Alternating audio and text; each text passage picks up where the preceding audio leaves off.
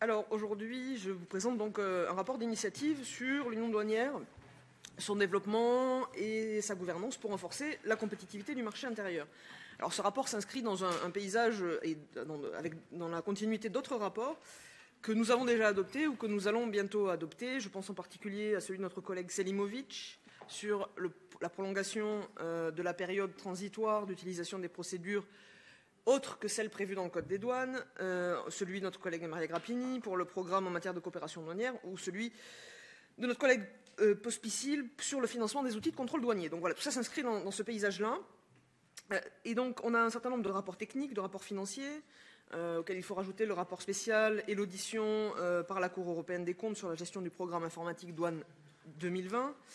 Et en ce sens, je veux remercier Andreas Schwab et le rassurer, parce que je me rappelle de ses interventions vigoureuses pendant cette audition, et donc nous aussi le rassurer sur l'investissement de notre groupe sur les questions douanières. La politique douanière et les dossiers qui s'y rapportent, dont le mien, sont parfois considérés comme techniques, et on peut avoir effectivement tendance à considérer que ce ne sont pas des enjeux politiques, ou alors que ce sont des acquis européens intangibles et qui ne méritent pas qu'on s'en occupe. Je voudrais ici souligner qu'il n'en est rien, parce que l'union douanière, c'est un peu la pierre angulaire de notre union. C'est une politique majeure, centrale et éminemment politique, parce qu'elle, quelque part, elle participe à la définition et au fonctionnement profond de l'Union européenne. S'il y a bien un événement qui met en lumière le caractère central et essentiel dans la cohésion de notre union, c'est bien le Brexit. Et donc, c'est l'un des points du rapport que je présente. Je trouve qu'il y a une certaine nonchalance de la part des États membres, qu'on aimerait bien que la Commission, justement, secoue un peu plus les États membres pour les sortir de cette torpeur, pour rappeler le caractère central de cette politique. Nous, législateurs, nous avons adopté le Code des douanes en 2013, après 2 ans de discussion avec le Conseil et la Commission. Et ce règlement prévoit le passage en 2020 à des procédures douanières dématérialisées. On connaît les gains qui sont attendus, flexibilité, robustesse, fluidité, rapidité. Alors maintenant, on se réveille aujourd'hui et on se dit « Ah, 2020, c'est demain, on n'a pas le temps de se préparer et d'être au rendez-vous pour 2020. » Oui, mais quand même, c'est une décision qui a été prise en 2013, je le rappelle. Donc à ce rythme-là, moi je me dis qu'à force de proroger, on va toujours trouver que c'est demain qu'on doit mettre ça en vigueur et que le temps va continuer à filer. Je rappelle même que si on raisonne sur l'ancien Code des douanes, le Code modernisé a été proposé en 2005 et adopté en 2008.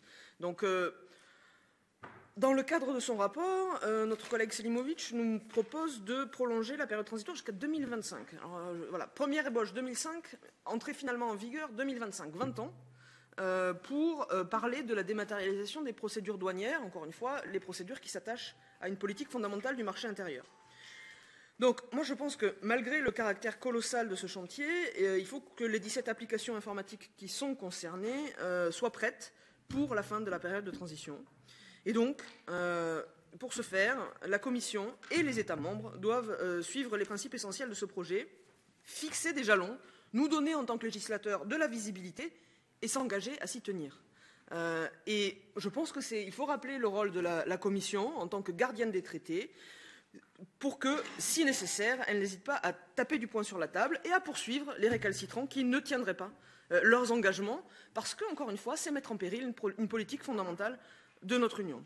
Alors évidemment, les spécifications techniques et fonctionnelles de ces applications ne doivent pas varier tous les jours au gré de chaque changement de législation.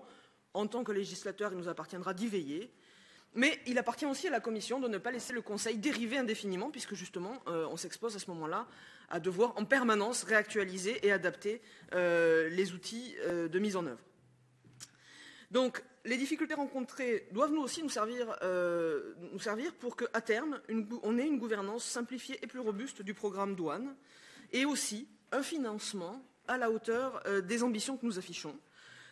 Enfin, mon rapport appelle également à une application plus uniforme, plus cohérente des règles douanières, fondée sur une coopération accrue entre les autorités douanières, des actions de formation menées conjointement par la Commission et les États membres, ou bien encore l'adoption de lignes directrices pour aider les autorités douanières à mener une politique uniforme. Voilà, le délai pour déposer des amendements est fixé au 28 novembre et j'espère que nous pourrons trouver une approche partagée entre les groupes au sein de notre commission et bien sûr, je m'y emploierai.